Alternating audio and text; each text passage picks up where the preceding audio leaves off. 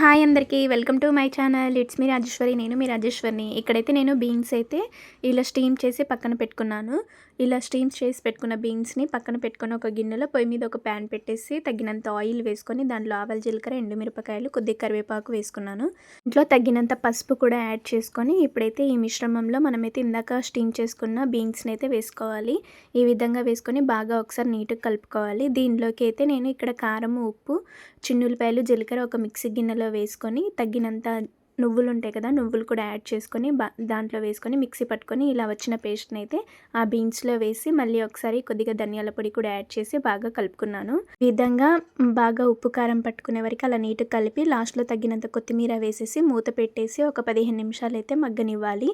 Curries మరీ deep fry చేసుకోకుండా ఇలా కొంచెంగా వెజిటేబుల్స్ ఇలా పచ్చి పచ్చిగా తింటేనే కొద్దిగా బాగుంటుంది, హెల్త్కి మంచిది.